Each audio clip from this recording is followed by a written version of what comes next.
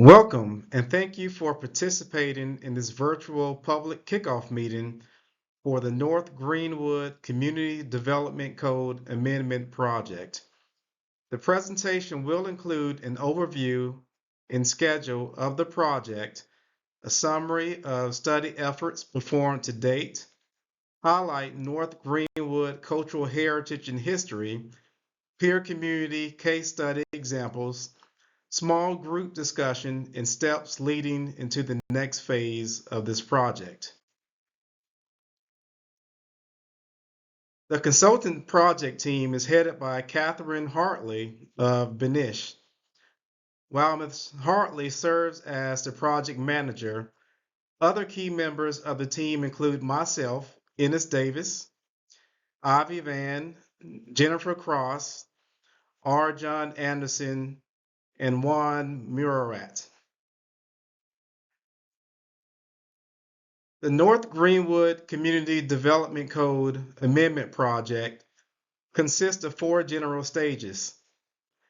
The first phase of this study effort involved the review of the City of Clearwater's existing comprehensive plan and community development code for their ability to accommodate missing middle housing and infill commercial within the North Greenwood CRA area.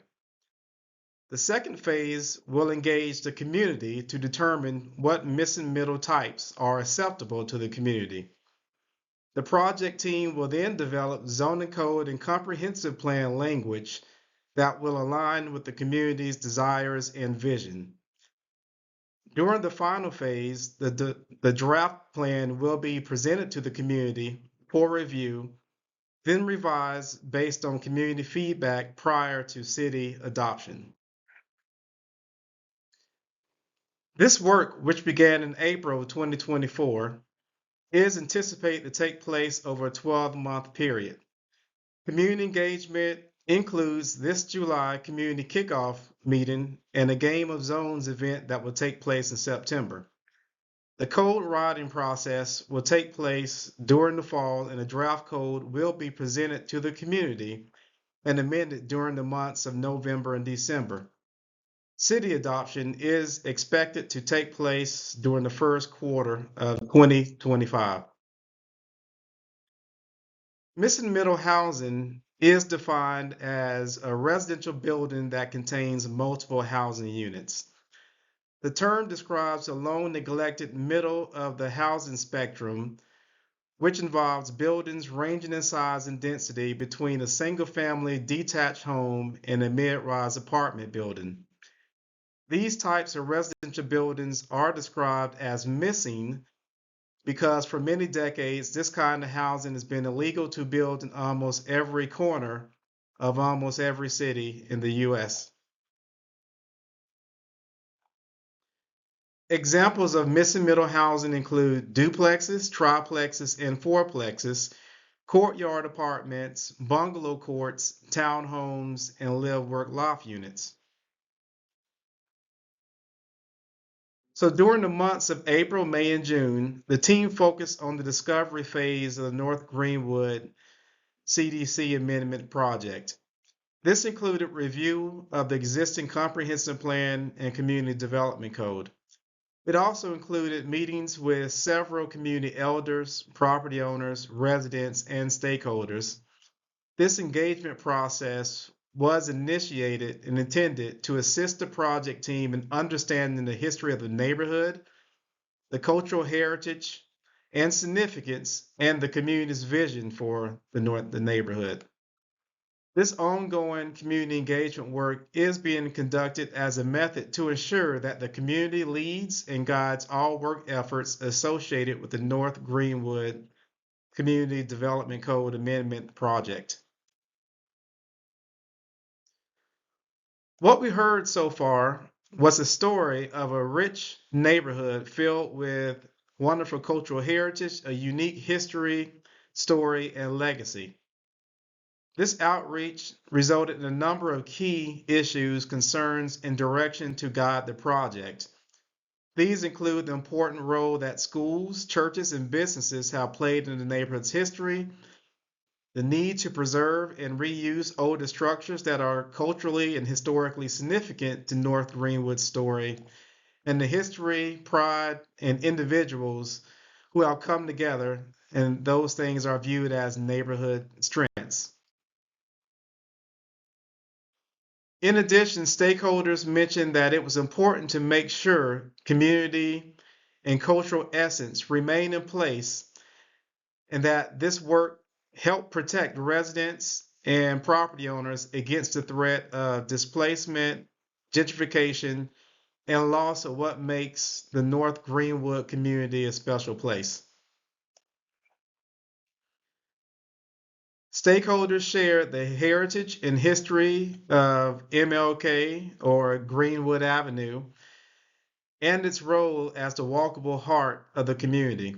This story included an evolution of the neighborhood from a rural 19th century settlement along Orange Groves and Orange Belt Railroad just north of Clearwater, evolving into a vibrant, self-sustaining African American community filled with a number of businesses owned and operated by local residents by the mid 20th century.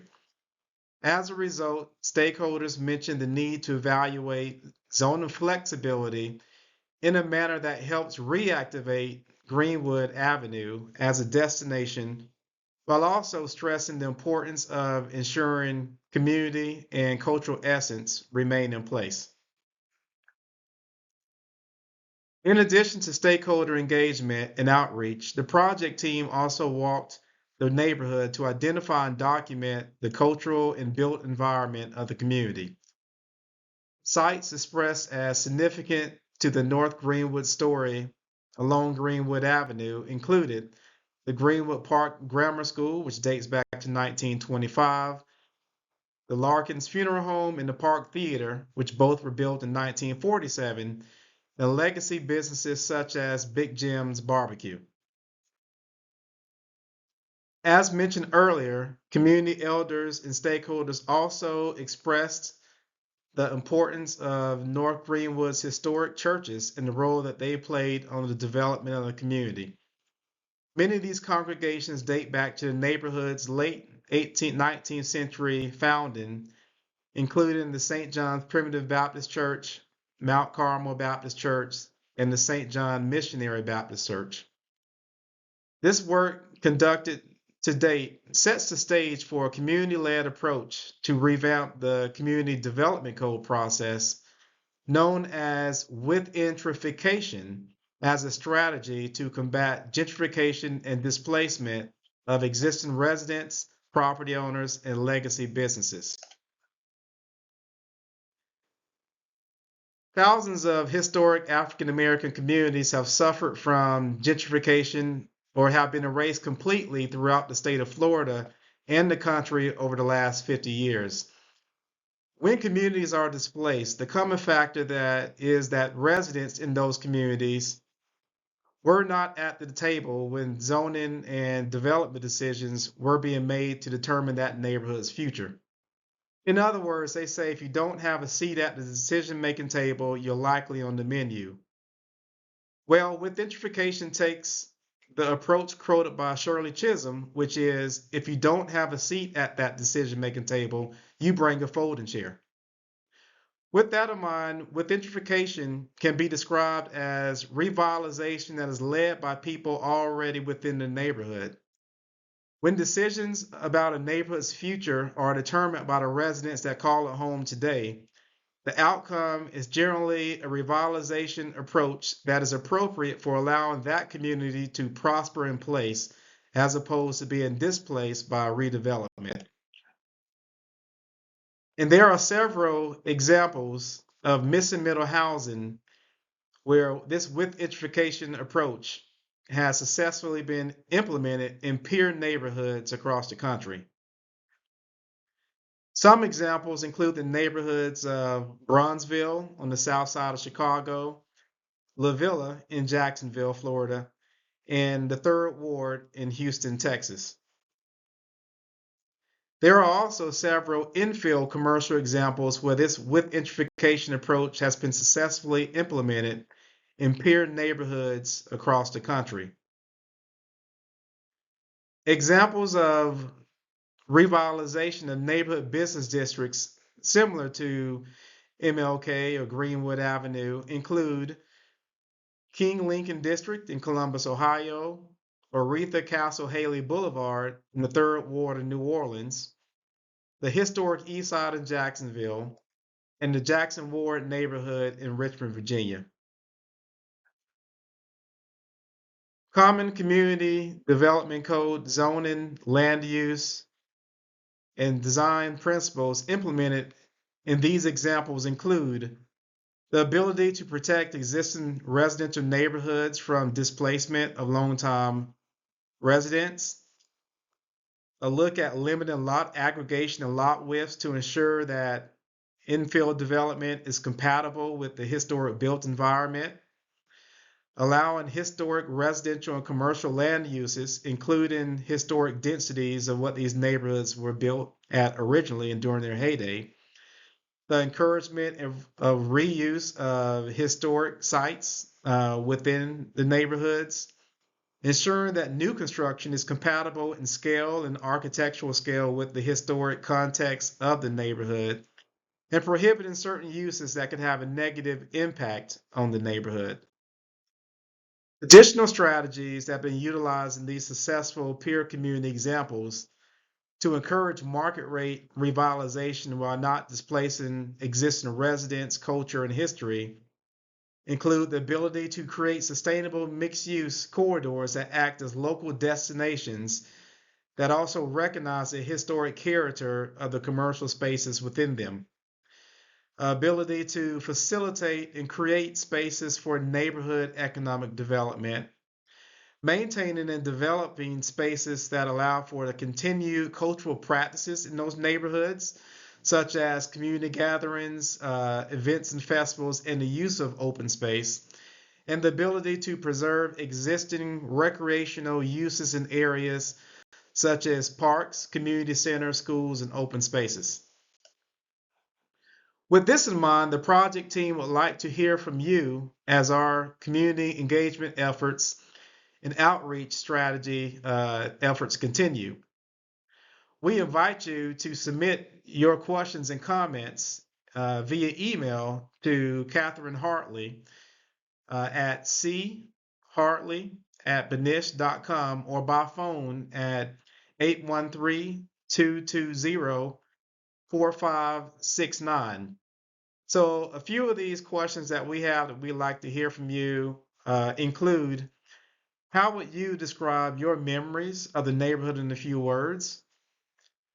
What kinds of changes need to be made to keep the neighborhood unique? Is there a certain area of focus or sites of interest that you believe are important to highlight, protect, or not forget as a part of this project and work? And what would you like to see as the outcome of this project?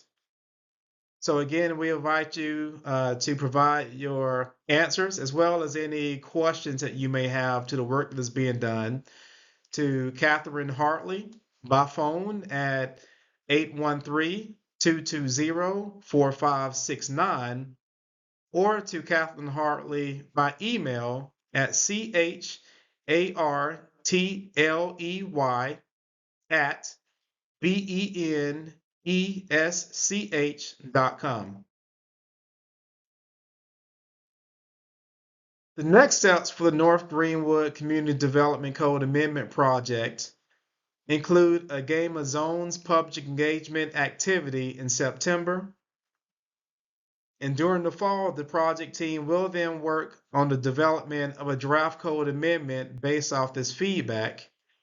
And the team will share this work with the community for review and comment during the months of November and December. Following review and comment, resulting revisions will be crafted and a final draft community development code amendment will be provided to the city for potential adoption in early 2025. So thank you for taking the time to participate in today's meeting and providing your input on this important study. If you have any questions or comments, please don't hesitate to reach out to Catherine Hartley by email at chartley@benish.com or by phone at 813-220-4569. Thank you.